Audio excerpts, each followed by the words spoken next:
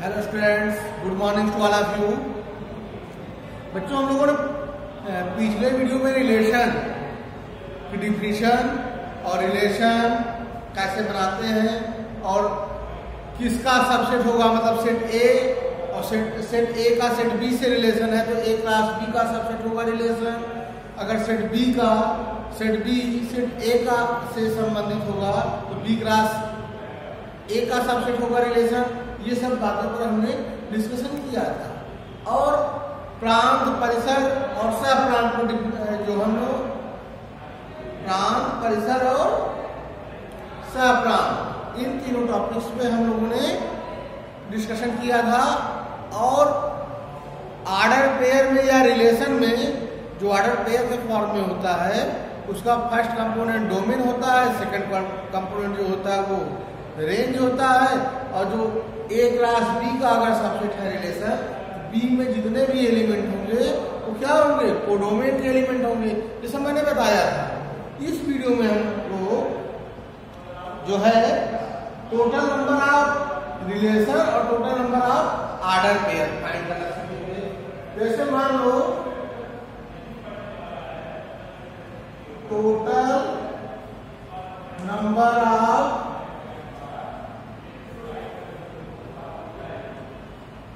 order pairs and relation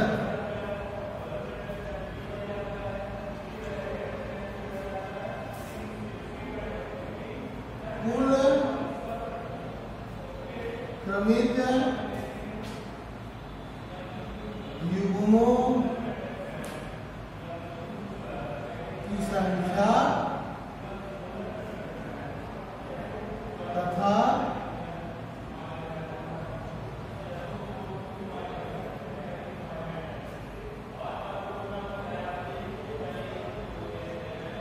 कुल संबंधों की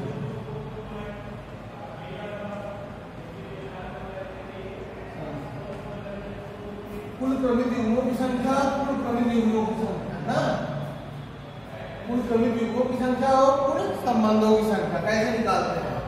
देखो, माना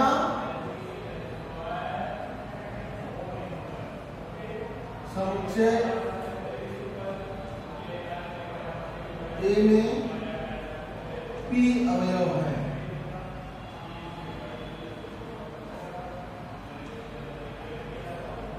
तथा समुच्चय बी में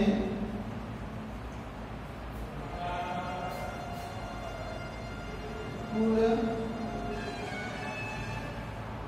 क्यू अवयव है, तब कुल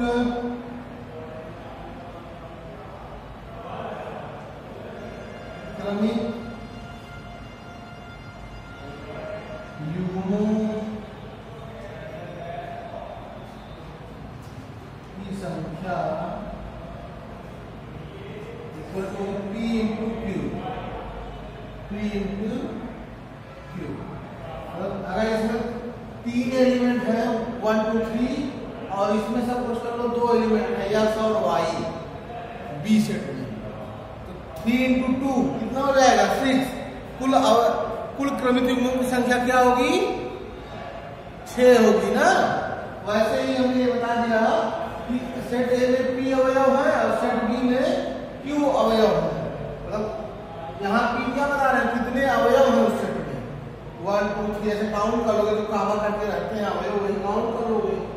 और सेट बी में कितने अवयव हैं दोनों का आपस में गुणा कर लेंगे, कितने अवयव हैं वही क्या हो जाएगा कुल क्रमित युग्मों की संख्या तथा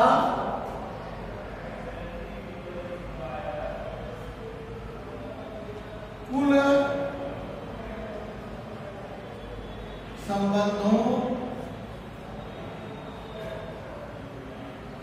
की संख्या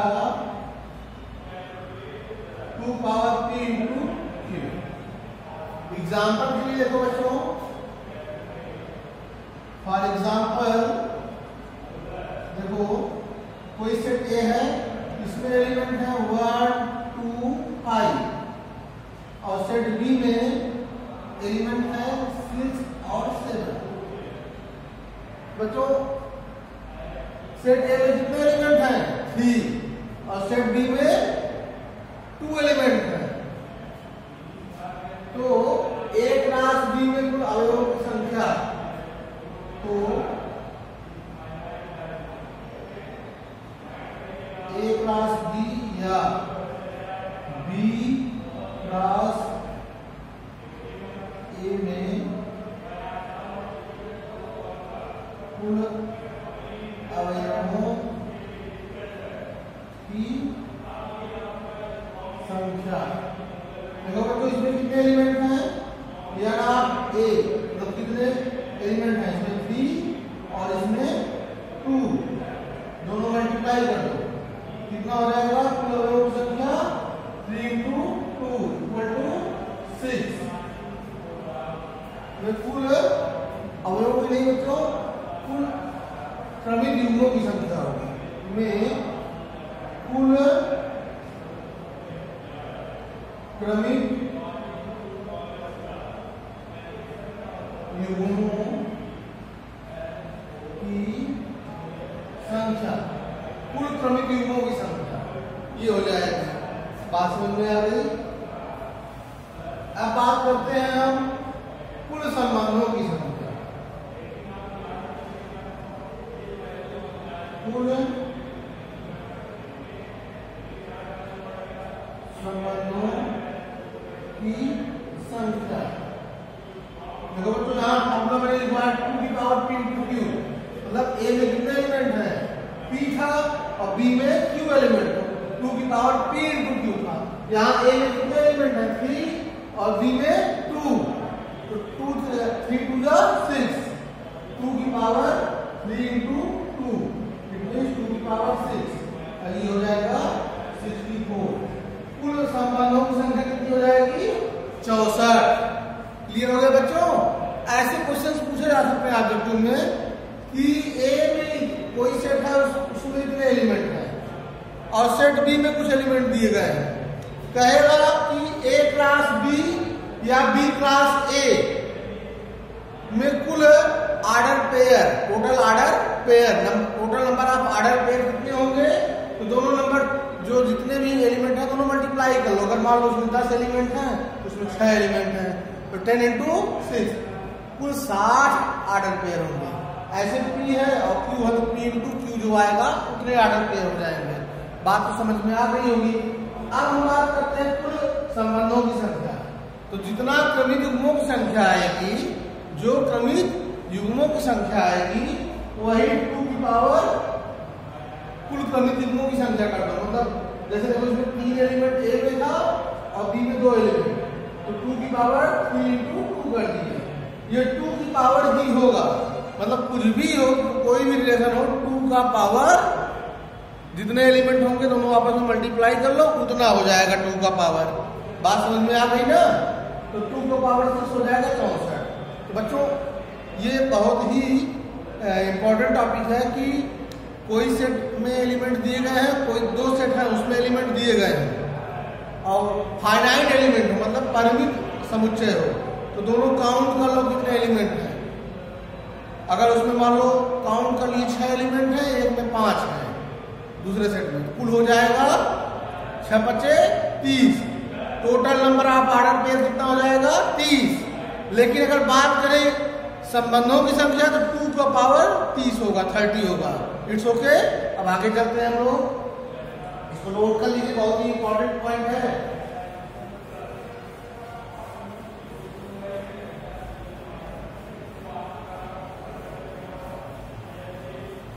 कुछ क्वेश्चंस देखते हैं रिलेशन का, फिर हम लोग फंक्शन लगाते हैं ना।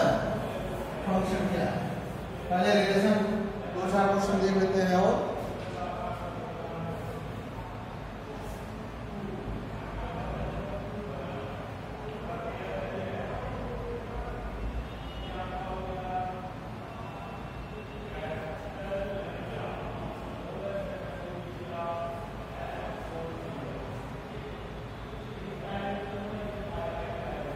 जैसे देखो बच्चों, दिया गया है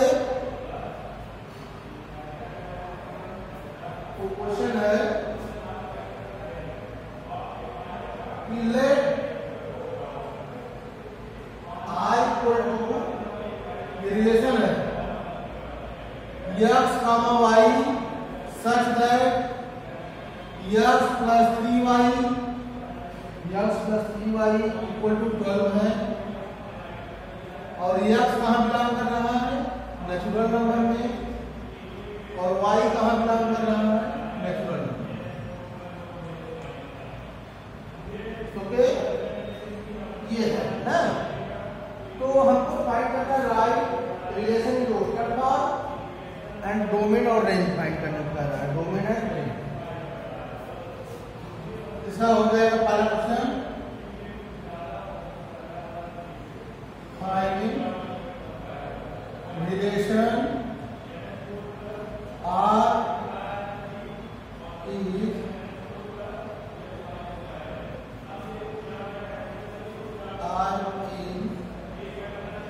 रोस्टर फॉर्म, रोस्टर फॉर्म का अर्थ ना ये क्वेश्चन, हाँ रोस्टर फॉर्म। और दूसरा क्वेश्चन है इसमें find domain and range of relation.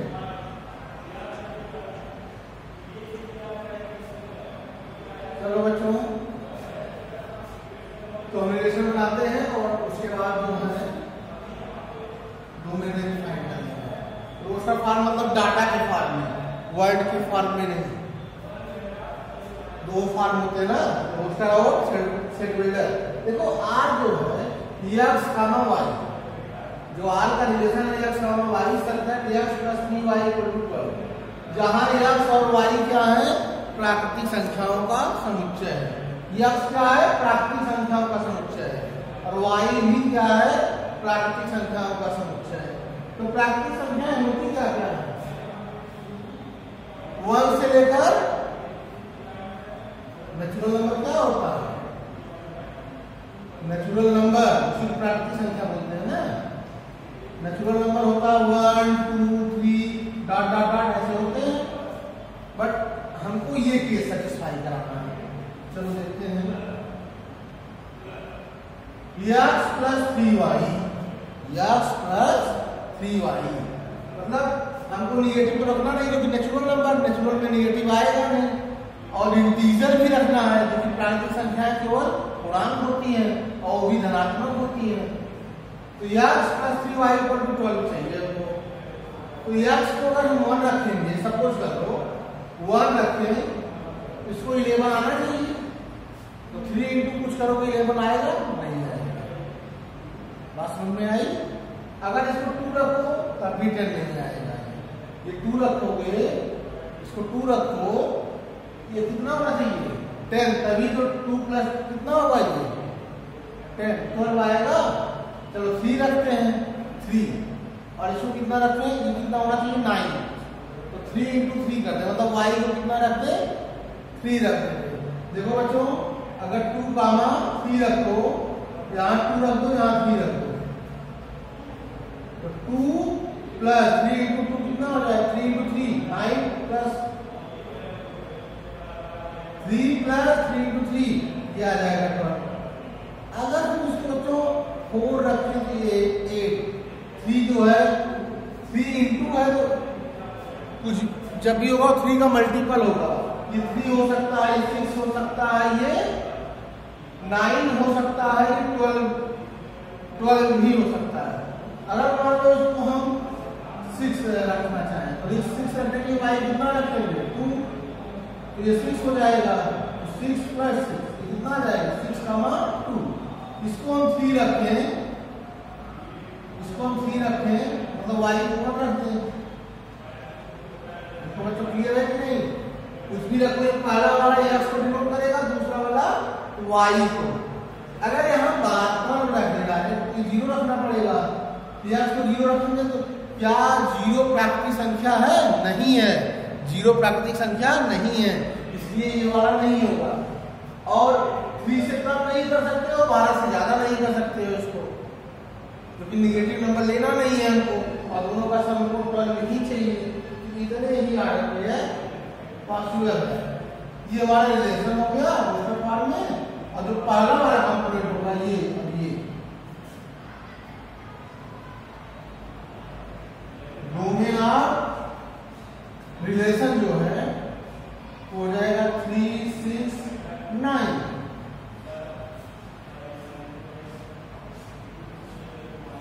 और रेंज ऑफ रिलेशन हो जाएगा हमारा, रेंज ऑफ रिलेशन हो जाएगा 3 to 1। ओके, तो ये क्वेश्चन हो गया, इसको नोट कर लीजिए।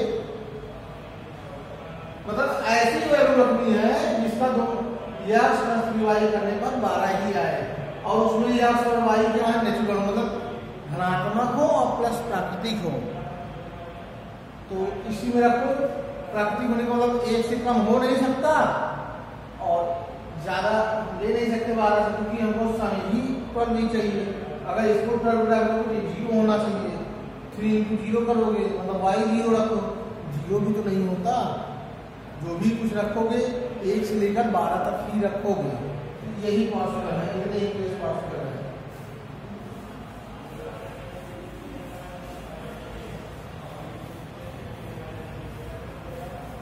नेक्स्ट क्वेश्चन देखो बच्चों,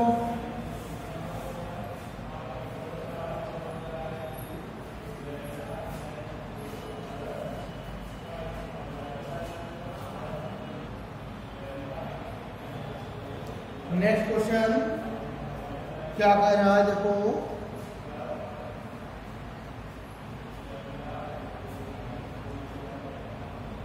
ये है कोई रिलेशन है, लेट a इक्वल टू 1, 2, 3, 4, 5, 6, ये a है। और define a relation R from A to A, define a relation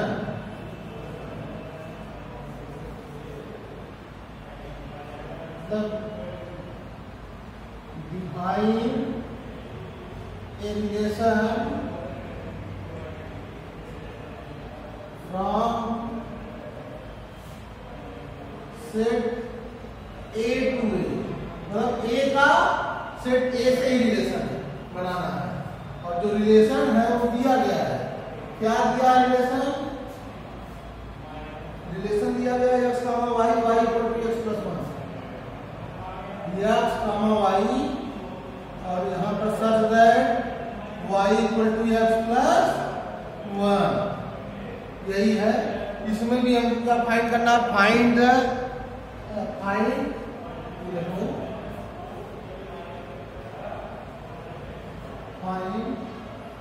relation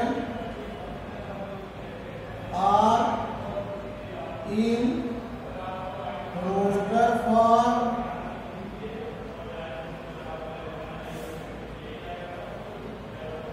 और सेकंड है हमारा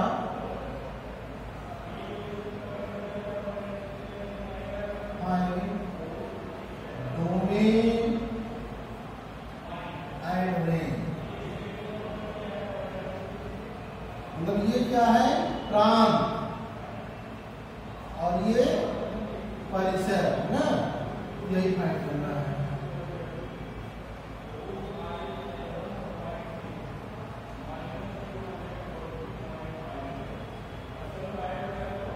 बच्चों कोई समुच्चय ए है, उसके एलिमेंट 1, 2, 3, 4, 5, 6 है। एक रिलेशन बनाना है, वो भी सेट ए का सेट ए से ही बनाना है, सेट ए का सेट ए से ही बनाना है, और उसमें भी रिलेशन दिया गया है x, y, such that y equal to x plus 1, यही रिलेशन बनाना है। बच्चों सेट ए का सेट ए से रिलेशन क्या होगा, तो पहले ए क्लास ए फाइंड कर लें, क्योंकि मैंने बताया सेट ए का सेट बी से होगा तो ए क्लास बी फाइंड करोगे, और अगर ए का ए से ही है तो ए क्लास ए ही फाइंड करोगे। बात समझ में आ गई? देखो पहले क्या फाइंड करोगे बच्चों, ए क्रॉस ए, उसका रीजन क्या होगा? रीजन ये होगा क्योंकि ये दिया गया है सेट ए का सेट ए से ही रिलेशन है। ए में कितने एलिमेंट है? 6। दूसरे वाले ए में भी 6 ही होंगे, तो कुल 6 गुणे 6 36, 36 आर्डर पेयर होंगे। कितने? 36। तो 1 का बना डालो पहले सबके साथ। 1 1 1 2 1 3 1 4 1 5 1 6 2 1 2 2 2 3 2 4 2 5 2 6 3 1 3 2 3 3 3 4 3 5 3 6 4 1 4 2 4 3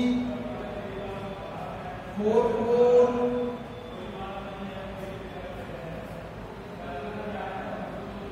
4 5 4 6 4 7 सब 7 है ये ना। 5 1 5 2 5 3 5 4 5 5।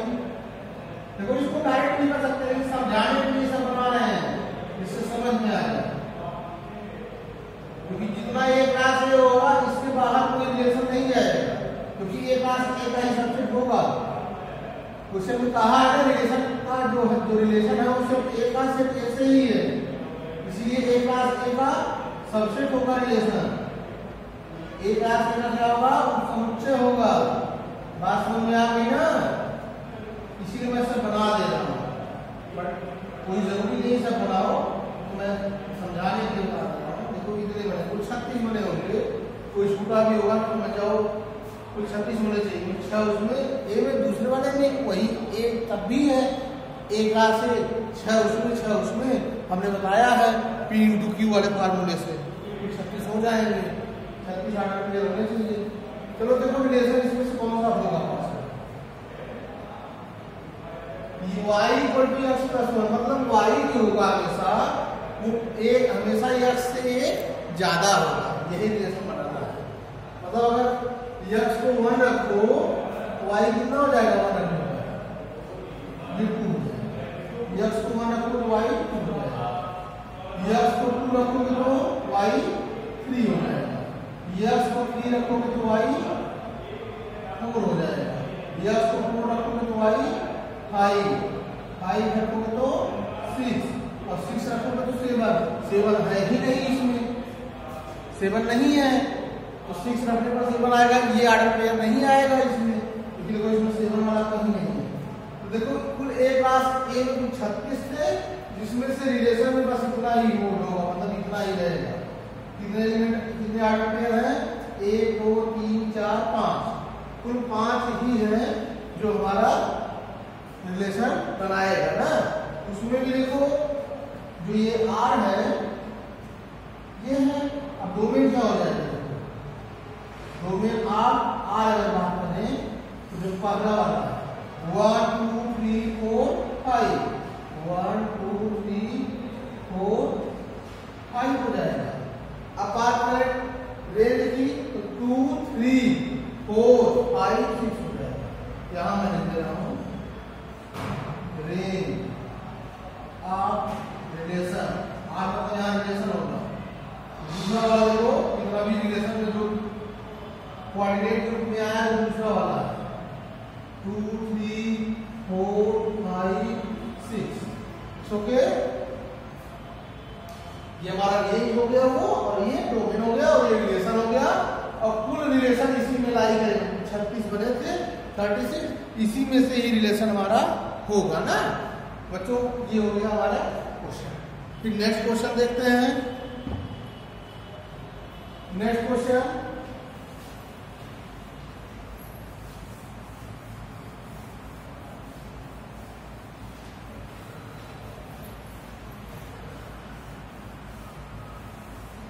बच्चों नेक्स्ट क्वेश्चन देखते हैं।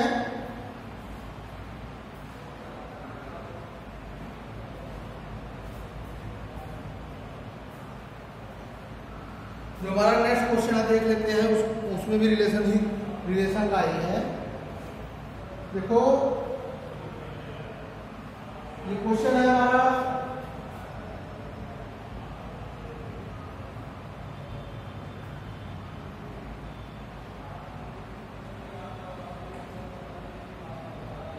ए जो सेट है कोई, उसमें एलिमेंट है 1 2 3 4 5 6, और जो रिलेशन दिया गया है लेट, यानी द्विमाना संबंध,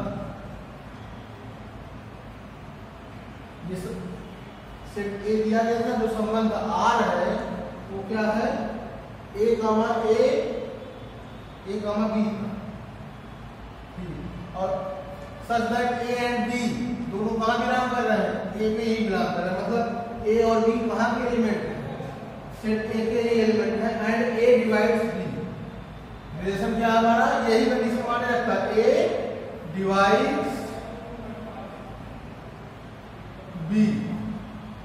ए जो है डिवाइड करता है किसको, बी को। चलो तो पहले हम बना लेते हैं टोटल ऑर्डर पेयर। तो मतलब ए कामा बी, और ए कामा बी कहाँ बिलोंग कर रहा है, ए में, तो पहले मतलब एक ही सेट है, तो ए क्लास ए बना लो, वही 36 बनेंगे। तो बार बार आपको समझ लिया बनाना, तो मैं डायरेक्ट बना दे रहा हूँ। ऐसा कैसे बनाना है जिसमें पहला एलिमेंट ए होगा तो दूसरा बी होगा, मतलब उसी सेट से होगा, लेकिन जो ऑर्डर पेयर होगा पहला वाला दूसरे वाले को डिवाइड कर रहा है। देखो 1 जो है 2 को डिवाइड कर देगा, 1 3 को भी, 1 जो है 1 को भी डिवाइड करेगा, 2 को भी डिवाइड करेगा, 1 जो है 3 को भी डिवाइड कर देगा, 1 4 को भी डिवाइड कर देगा, 1 5 को भी डिवाइड कर देगा, 1 6 को भी डिवाइड कर देगा। चलो 2 देखते हैं, 2 न तो 1 को डिवाइड करेगा, न तो 3 को, हाँ 4 को कर सकता है, 2 6 को कर देगा डिवाइड। अब 3 देखते हैं, 2 जो है 2 को भी डिवाइड करेगा, और 4 को भी डिवाइड करेगा, और 6 को भी। 2 जो है 2 को डिवाइड ही कर देगा, जो कंप्लीटली डिवाइड करेगा वही रिलेशन में आएगा। 3 देखते हैं, 3 को डिवाइड कर देगा, और किसी को करेगा, न तो 1 को करेगा, न तो 2 को, न तो 3 को, न तो 4 को, न तो 5 को, 3 को करेगा, और 6 को कर देगा ना। अब 4 देखते हैं, 4 किसी को डिवाइड करेगा, नहीं करेगा, क्योंकि 4 को डिवाइड करने के लिए केवल 4 पास कर देगा, और 5 को डिवाइड करने के लिए 5 और 6 को 6 पूरी तरह ऑर्डर पेयर पॉसिबल है, जो एक दूसरे को पहला वाला दूसरे को पूरी तरह से डिवाइड कर दे। तो ये हमारा हो गया कुल रिलेशन, और उसमें डोमेन क्या हो जाएगा, देखो डोमेन ऑफ रिलेशन को साइड में आर लिखते हैं, आर से वह रिपीट कभी लिखेंगे नहीं, मैंने बताया जब सामने 1 1 पहला 2 3 4 5 और 6, it's okay. Range of relation जो सेकंड वाला है 1 2 3 4 5 6, इट्स ओके। यही रेंज भी हो गया और यही डोमेन भी हो गया। बच्चों अब एक क्वेश्चन और देखते हैं।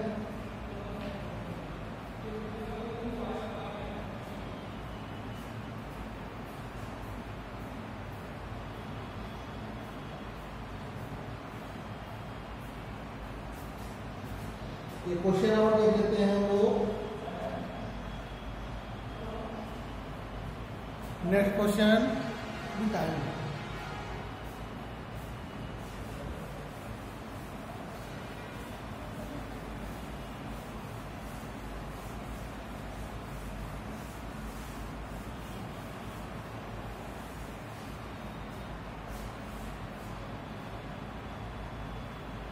क्वेश्चन क्या है हमारा, find the domain ring each of relation given, each of relation given.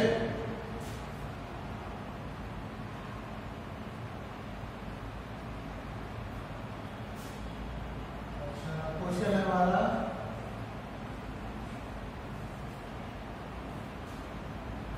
प्रत्येक दिए हुए संबंधों में, प्रत्येक दिए हुए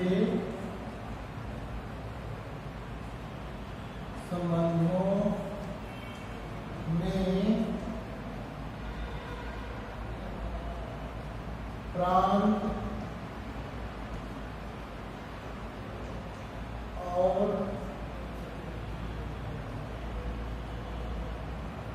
परिसर बताइए।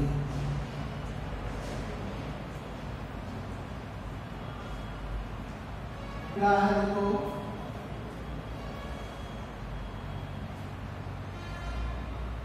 पहला रिलेशन दिया गया है -1 1 1 -2 4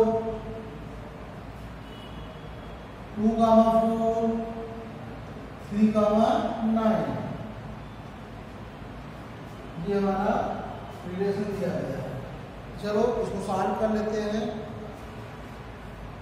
देखो इसका सॉल्यूशन देख लेते हैं, फिर दूसरा रिलेशन लिखेंगे या सब रिलेशन लिखते हैं, फिर हम सबका सॉल्यूशन एक ही साथ बताते हैं ना। दूसरा देखो रिलेशन दिया गया है, क्वेश्चन है अभी x, 1/x such that x is एक पूर्णांक है और 0 से ग्रेटर है बट लेस देन 5 है। चलो तीसरा है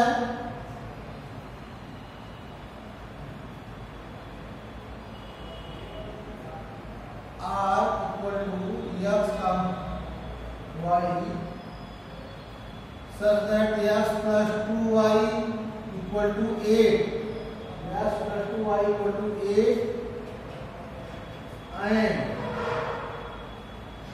x, y belongs to m। एक क्वेश्चन और है, लेकिन पहले इतना बता लें, इतने स्पेस में हो जाए ना, इरेज कर देंगे। सॉल्यूशन देखो पहले का, जो इसका प्रांत होगा मतलब डोमेन, पहले का हमने बताया था फर्स्ट वाला -1 -2 1 2 3, और इसका जो परिसर होगा 1 4 9, 1 4 9 जो दूसरा वाला दूसरा कंपोनेंट होगा वही परिसर होगा। दूसरा देखते हैं हम r जो रिलेशन है x, 1/x है, x एक प्लांट है, 0 से बड़ा है लेकिन 5 से छोटा है, मतलब कितना रहा होगा ये 1 2 3 और 4 रहा होगा, बस कितना रहा होगा। चलो बना लेते हैं, पहले रिलेशन बना लेते हैं पोस्टर फॉर्म में। तो 1 रखेंगे, 1 1/1 तो 1 ही आएगा, और 1 1/2 रखेंगे अब इसको 2 रखो यहाँ पर, तो 1/2 आएगा, 3 1/3 4 1/2 5 रखोगे नहीं क्योंकि x 5 से कम ही है। अब देखो जो पहला वाला होगा इसमें वो प्रांत हो जाएगा, समझ में आ रहा है ना, 1 2 3 4 ये प्रांत हो गया। और एक परिसर देखो बच्चों, इसका परिसर 1/1 मतलब 1 1/2 1/3 1/4। ओके बच्चों, ये ये प्रांत और परिसर हो गया। बात समझ में आ गई। अब तीसरा बता देते हैं, इसको नोट कर लो।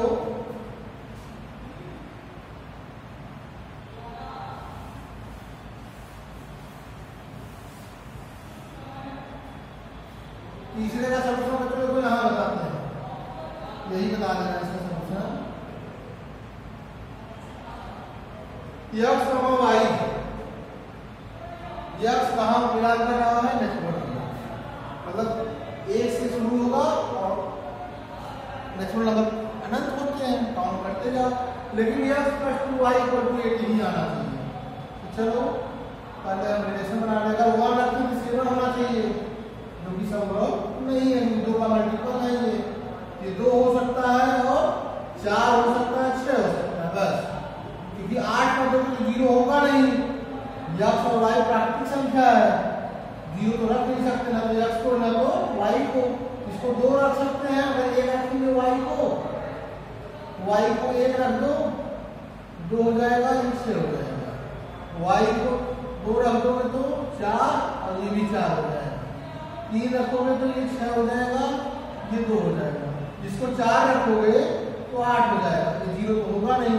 ये हमारा रिलेशन हो गया बच्चों। अब इसका प्रांत हो जाएगा, देखो